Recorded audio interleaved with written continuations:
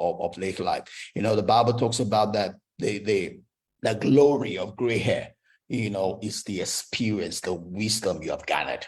If there's no experience, if there's no wisdom you've gathered, then your gray hair is useless. I mean, your gray hair is useless. But the beauty of your gray hair, your beauty of the life you've spent, is to be able to get wisdom from your life, right? Look at your life. If you have to do life again, what would you do differently? How would you avoid some of those mistakes you made? How would you have made better success than you made, right? That experience, that wisdom is what you pass to the coming generation, right? As you begin to settle into who you are. And there's some of that you can still use, because once there's life, there's hope. Some of that you can still use while you're here, right? All is not lost. For as long as you have life, there's hope. You can do some things, but you have to do them in the reality of the strength that you have, right? You're no more the teenager. You're no more the young adult. You're no more the middle life adult. You're a late life adult. That means you don't have as much strength as any of those ones, but you have wisdom. Use your wisdom. With your wisdom, you can do more with less, right? So some of the things that still come here, like I said, is a time for deep reflection and introspection, right? Obviously, if you're proud of what you've done, great. Pat yourself on the back. And if there are things that you've done, you've not done too well, yeah, pat yourself on the back also. It is what it is. You can't change it. You did the best with what you knew, or whatever it was at that time. You can't change it, but you can learn from it. You can learn from it.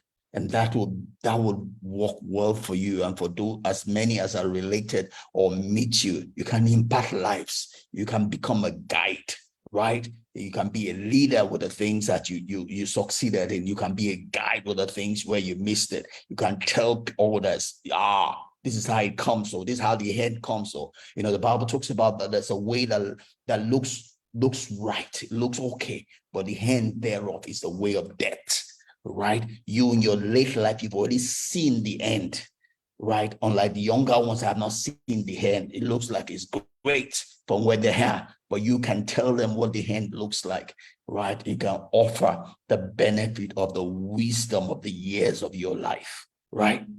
All right. So again, the virtue here is wisdom, is experience. That's what you gained, by the passage of life, right? So your experience, your wisdom helps you to appreciate time, right? And you can make the best, I gotta share with people, I've seen life, I'm not that old. I'm not as old as Pastor Fola here, but he's about 10 years older than me, right? That I'm in my late middle life, right? So I'm 56. I'm gonna soon be there in the late adult life, right? But in my little experience of life, I've come to a place of peace with a lot of things, because I do this, even though I'm not this old yet. I do a lot of introspection. I do a lot of looking back, and that's worked well for me, right? A few weeks ago, I was being shaken. I had to look at some similar things that happened years past in my life, and now I overcame it. And that helped me. That helped me to come to a place of peace, a place of rest, right? Because I saw how I overcame the last time, and I could apply it today, right? In a whole lot of things in my life, I'm settled, right? I have anxiety. Anxiety has no place in my life, because the wacky people would say, we have seen 99, what is 100, right? I'm using the benefit of the things I've seen, and that has brought me to a place where I'm a whole lot stable than I used to be, right? Because I'm using the experience, I'm using the wisdom of my journey of life, right?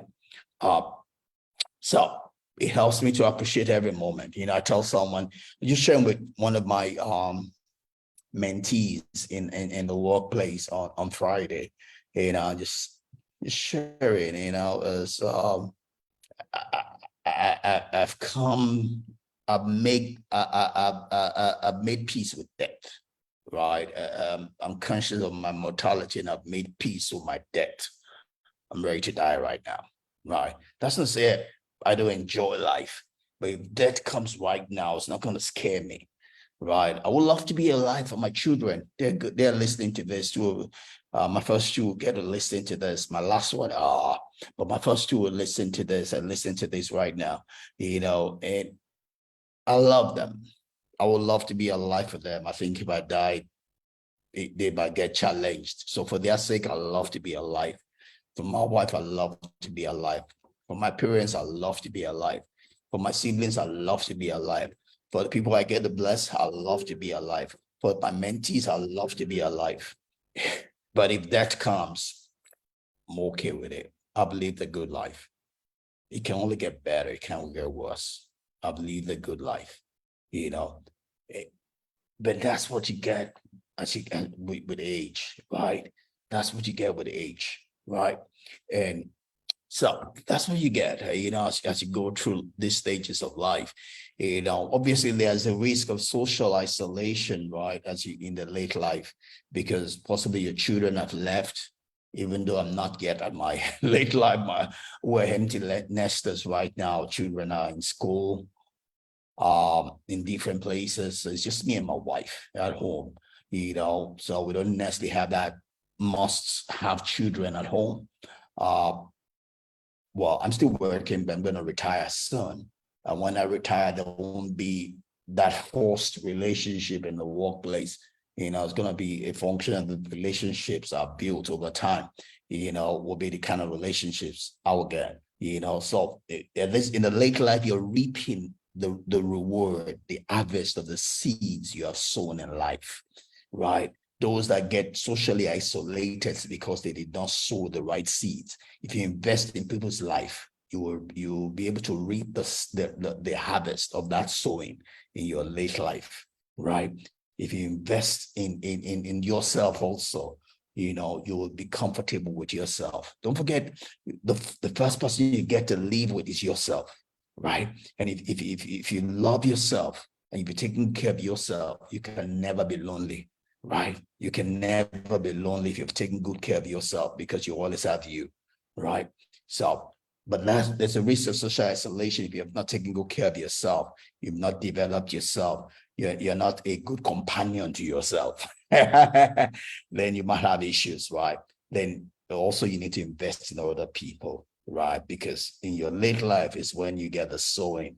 People will invest to be with you if you have invested to be with them, right? And that goes to your investment on your children, your investment on your spouse, your investment to other people, right? That's important, right? So the good friends and important family connections become very important, right? Because you don't have much things going on, you don't have much going on at this point in time, so uh that's important. You need to protect that. So we have obviously, so but in all of that, like I said, as you do retrospection, you have to balance. You don't, no, but there's no perfect life, right? I've had battles that I've won. I've had battles that I've lost. I've hurt people. As much as I've blessed people, there are people that I've hurt, right? I can go back and change it, right? I've hurt them, I'm human. I'm not perfect, right? It is what it is. For those that I can talk to, resolve, I will. But if I can't, too bad. I'm human. I come to know it. I settle with God. If I can get to you, fine. If I can't get to you, too bad. Right? I'm human. I'm not going to cry over spilled milk. I'm not going to go into depression. Right? God knows that I did the best I could do within the limit of what I knew at that point in time. Right? It is what it is. Right? We're here to have a human experience. And part of that human experience involves mistakes. It involves blessing people. It involves hurting people, and hopefully not intentionally, right? but irrespective of what it is, you have to come to peace with it. Come peace with your journey. Right? Learn from it and move forward. You can't go backwards. Right. All right. So that's pretty much that. I think I've said most of what I need to say. And I'm just going to close with this quote here about Benjamin Franklin. It says, life's tragedy is that we get old too soon and wise too late. We get old too soon and wise too late. We all wish we had this wisdom we have here in our late life. When we were teenagers, we'll have probably done life better if we did, but that's not the way life is structured, right, on its own. But we can help the coming generation. That's the job of the whole generation. So in the Bible talks about older women teaching the younger women, right? Older men need to teach the younger men also, right? That's lacking. That's lacking in our generation. That's lacking in our church. That's lacking in our community. Somehow even the older men seem to be feel inferior with their life, and they seemingly are lost desiring the life of the younger ones who are blind, can't see beyond their nose. We in later life need to come to terms with our life. We have a good life. It doesn't matter how you got here. You got here. You have the blessing, the privilege of experience, right? And the younger one, no matter how wealthy they have, they don't have that. You have a treasure that they can do something with, but you have to first of all see that treasure before you can bless them with it, right? That is missing in our community. That's missing in our churches. That's why the devil is on rampage. We all need to come to terms with our life, come to terms with what we have learned. Take away all the religion and all the sentiments, get the real learning of the human experience and begin to bless the upcoming generation with it, And that's the beauty of doing the study, looking at the winding road of life, right? We don't see the whole picture. When we're children, we couldn't see it late life, right? When we're teenagers, we couldn't see late life. When we're young adults, we couldn't see late life. When we're midlife, we couldn't see late life. But here in later life, we can see everything backwards, right? Hindsight is 2020, right? But we can help. In our 2020 vision, we can go backwards and help the children, help the teenagers, help the young adults, help the people in midlife, right? And help them do their own journey better than we did. It's giving them that shade that we might not necessarily be on that because we don't need it as much as they do. We can make a change in our own personal life, but we can make a change in our life by making a change in other people's life. Right?